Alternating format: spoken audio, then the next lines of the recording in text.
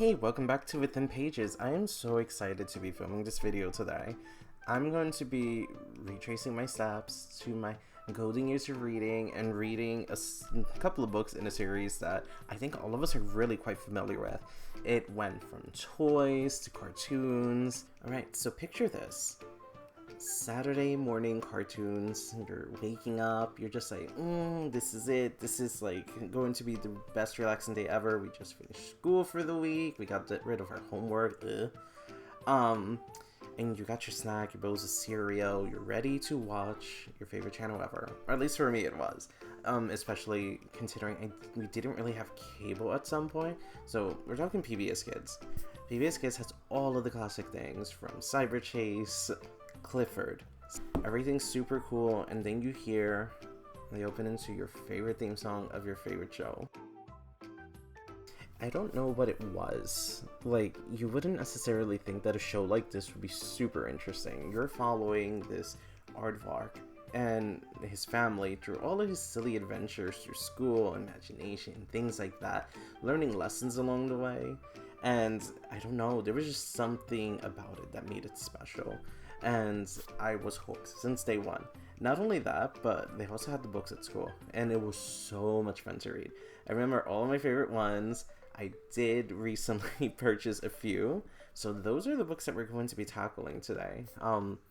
Honestly, show was revolutionary, it's game-changing. It was super long-lasting. I don't really know how many seasons were at this point.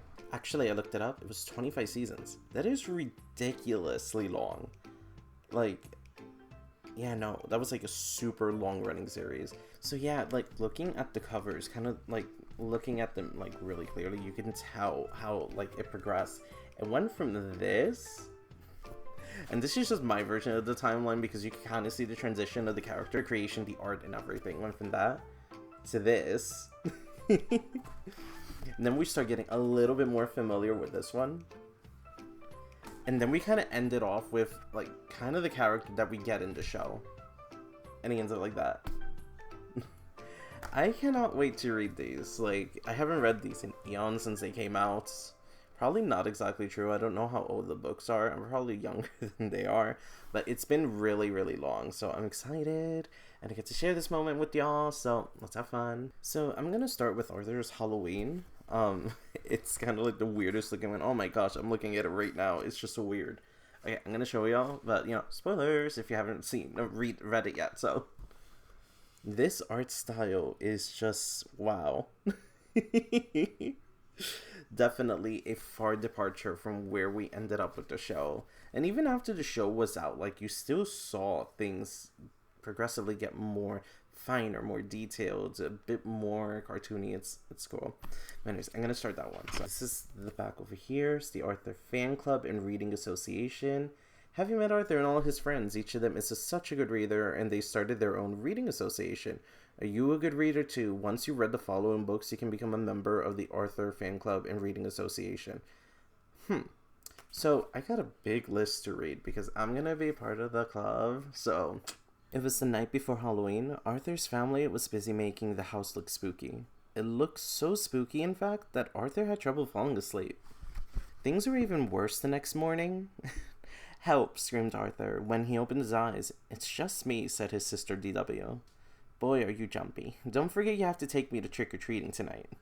Okay, not for nothing. This is extremely terrifying. Like, who's gonna be happy to see that? I do not blame him. It is dreadful. Do I really have to? Asked Arthur as he ate his cereal. You really do, said his mother.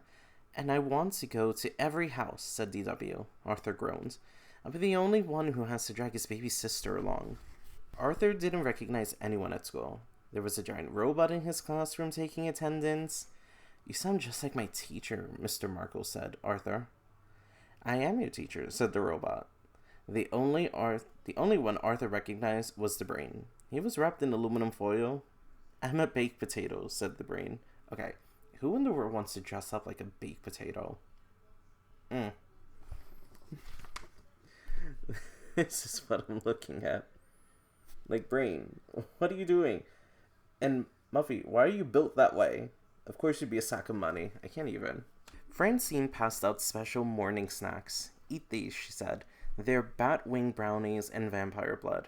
Everyone ate them but Arthur. Then they all put on blindfolds. Buster passed around bows he said were filled with human eyeballs, hearts, and brains. Arthur paled. When it was his turn, he wouldn't even touch them. What a scaredy cat, said Francine. Chicken, said Muffy. They're only peeled grapes, jello, and cold spaghetti. Honestly, I would not trust anybody who told me to put blindfolds on, pass around a bowl that smells of grapes and jello and cold spaghetti. That's gross. I don't care. I can eat them separate, but you cannot make me touch them. When it came time to trick or treats, Buster knew which house to skip. Don't go there. They only give apples. Gross, said Francine. And don't go to the big house on the corner, said Buster. That's the witch's house. My brother saw someone go in there last Halloween, and he never came out. Arthur tried not to look afraid. So apparently Buster has a brother. Interesting. I don't think they ever showed him in the... Yeah, I don't think he showed them in the show at all. But this is kind of what they're all looking like at the moment. Like, why are y'all built this way? Alright. Arthur and his sister had trouble keeping up with the others. First, DW got her tail caught, then her back broke. You're such a pain in the neck, said Arthur. DW must be short for dimwit, but DW didn't answer. Arthur turned around just in time to see her disappear into the witch's house. Like, they just up and left them. Like, this is just sad. Like, your bag breaks and you have him picking up all the candy. And he's just looking there like... Arthur's hand turned ice cold, and his heart began to race. He walked up to the spooky old house. Oops, my bad. The front of the door was open just a crack. Slowly, Arthur went inside. Look, cried Buster. Arthur just went into the witch's house. Okay. I thought they were in there. Yeah, I thought they were in there. Did we get that wrong? He said he had trouble catching up to them. Like, they're all out here chilling, and they're just like, hey, he went in. Like, did Arthur dirty. She'll probably put Arthur and DW into her oven, just like Hansel and Gretel, said Sue Ellen. Maybe she's using them for weird scientific experiments, said the brain. I bet she locked them in the cellar to starve, said Buster. Maybe we should follow him, said Francine. Maybe we should call the police, said Muffy. Everyone was too scared to move. There's just, like, so many things happening here. Like, this is scary, even for, like, kids stuff. I don't know. It's just, like, in the oven. Scientific experiments is so not cool. And then being left in the basement to starve. Like, they look so sad. I like how the witch is human. So, like, do humans and these hybrids kind of coexist? I'm not sure. Inside the house, it was very cold. Arthur thought he saw ghosts all around him. He walked down a long dark hall. At the end, he saw a light under a door. He heard voices. One was his sister. Oh, there you are, said the witch. We were waiting for you. I came to get my sister. We have to go. I hear my mom calling us, said Arthur. I don't hear anything, said DW. My name is Miss Tibble. I hope you won't leave without some cider and donuts first. They're chocolate. Your favorite, said DW. So, I remember the Tibbles. Like, those two kids were a pain in the butt. And Miss Tibble, from what I recall, was also an aardvark. But I think here, she's a human. It's very odd. Like, that's a human right there. I don't care what you say. Ooh, wait, why is that portrait looking at him? Ooh, that's scary. I waited all night for trick-or-treaters, but you're the only one, said Miss Tibble. Years ago, our doorbell never stopped ringing. Maybe it's broken like the windows, said DW. DW has always been a bit of a firecracker. Like, she always says what's on her mind. Miss Tibble nodded. It is harder for me to keep up with this big place these days. Maybe if we help you fix your yard, the place won't look so spooky, said Arthur. Arthur finished his donuts and Miss Tibble opened the door, and she turned on the porch light. She gave Arthur and DW a big hug. See you Saturday to rake leaves, said Arthur. Well, you know what? That's nice. I would do yard work in exchange for apple cider and donuts. Like, you have me sold. But it's adorable, and I like how they're just, like, hiding in the bushes still. It's like, come on, people. You're still alive, said Francine. I can't believe you went in there alone, said the brain. You're so brave, said Sue Ellen. What's in the bags? Asked Buster. Probably eyeballs, hearts, and brains, said Francine. Girl, you gotta chill. It's easy to find out, said Arthur. Just close your eyes and reach in unless you're too scared. We've been to every house now. Can we take the shortcut home through the cemetery, XCW? The cemetery on Halloween? Are you guys crazy, asked Francine. Follow me, said Arthur as he marched ahead. The cemetery is a great place. People are just dying to get in. That's a very ominous way to, like, end this particular book. And it's just, like, them marching through. What I find interesting what it says on the gravestone. Here lies the body of Sally Bent. She kicked up her heels and away she went. Mark Brown. Mark Brown, what are you doing? I can't even. So, I was going to continue reading the other books, like, out loud and everything, but, like, some of these get, like, really, really wordy. Like, I'm looking at this, and I'm just like, this is a lot. Like, this is a lot to narrate. And, ooh, Binky. Ooh, I'm so happy they, like, drew him much better, because that ain't it. It ain't given. It's not. But yeah, no, it's just, like, very wordy. So, I'm gonna read it. I'm gonna probably highlight specific parts that I think is funny, but yeah.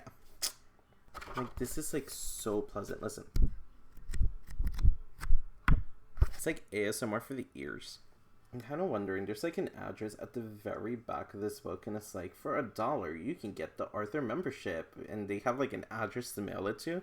Could you imagine I send it, and Mark Brown is just like, hey, we don't use this no more, but here's a card anyway. That'd be so cool. Maybe I should do that.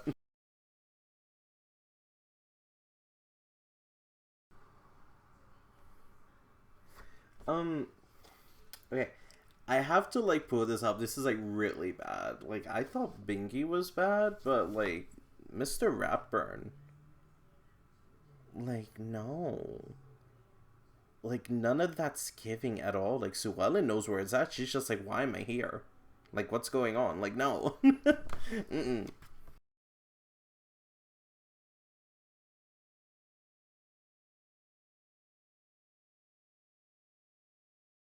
Okay, not for nothing, Arthur. I think you're learning how politics work. So, like, Ratburn kind of made him the director of the play, for Thanksgiving, and everybody's just giving him. They're, like, bribing. They're like, here, have my magazine. Here, have this cupcake. Here, have this. All because they want specific roles. Like, Arthur, I don't know much about politics, but I don't think accepting bribes is the way to go.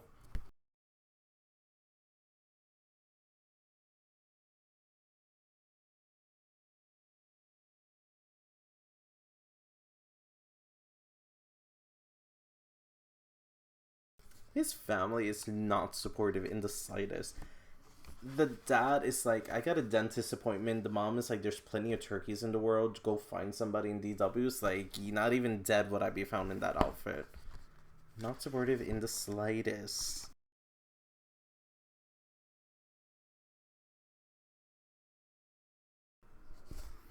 Okay, not for nothing. Like, everybody's kind of being a brat. I'll use that. It's a PG-13 word. Everybody's being a super bratty brat.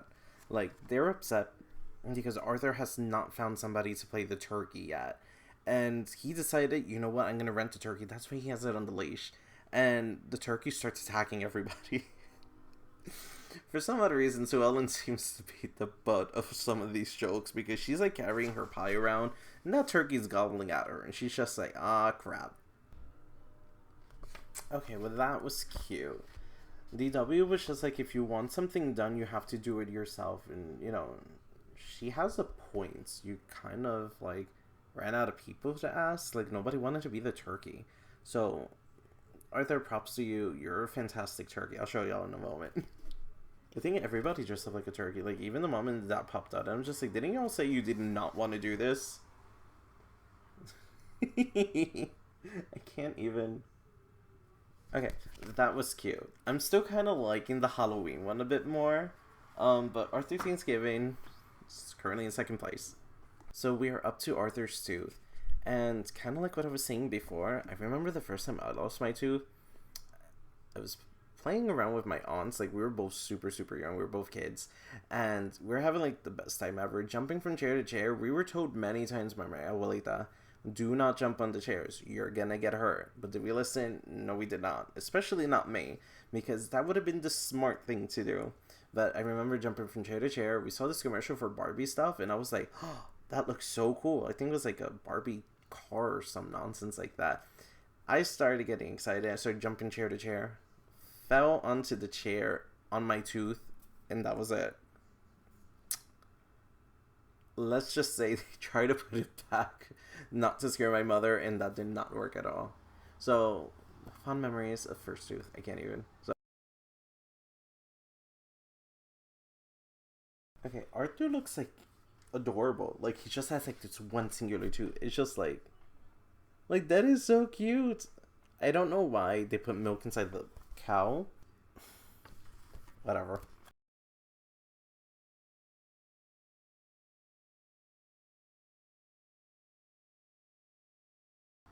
Ooh. So from what I can remember, I don't like the feeling of a loose tooth. That stuff hurts. And Arthur's over here trying to pull it out with floss, and he's trying to whack it with the toothbrush. Like, you're gonna cause yourself some dental trauma. Like, no, don't do that. Just let it be. Do not play around with it. Leave it alone. DW, I can't with you. She's like, don't worry, said DW. Before you know it, all of your teeth will fall out, and you can get false teeth like Grandma Thora. DW, you're such an ass. Like, you don't be mean.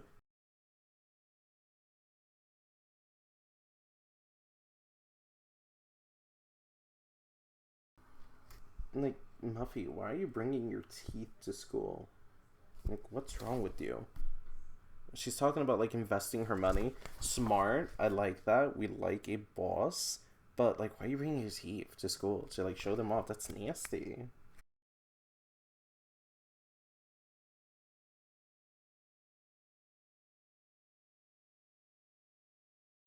You're currently watching a movie about, like, brushing your teeth, fighting against cavity, flossing.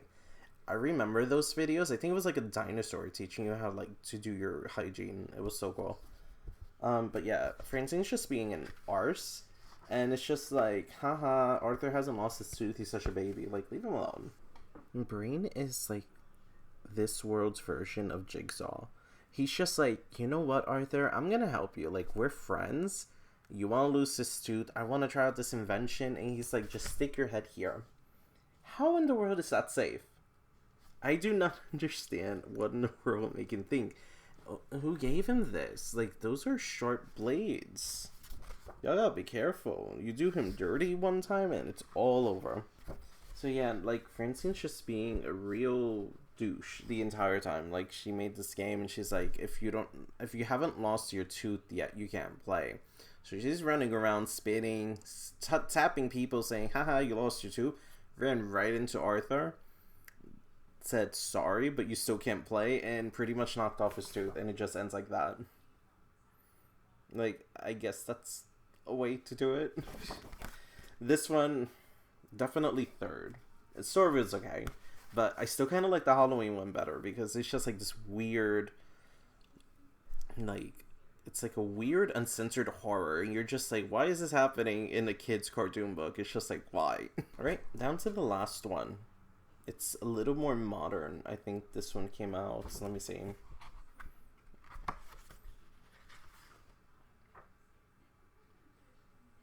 think it's 1989? It might be. Not sure. Don't quote me on it.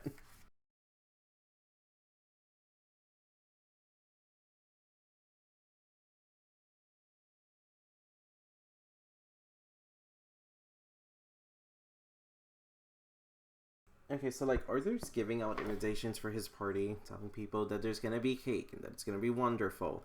And everybody's super excited, and then Francine's like, yeah, we get to play spin the bottle. What are you gonna play spin the bottle for? Like, I can't even. And then Muffy's kind of like in the background giving her own invitations. Like, I think that's gonna be the conflict of this, like Muffy versus Arthur.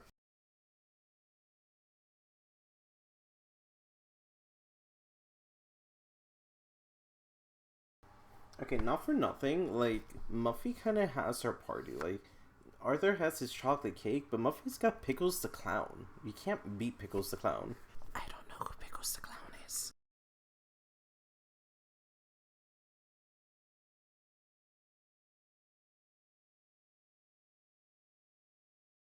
Okay, so apparently the boys and the girls decided to split their group of friends up. All the girls are going to Muffy's, all the boys are going to Arthur's.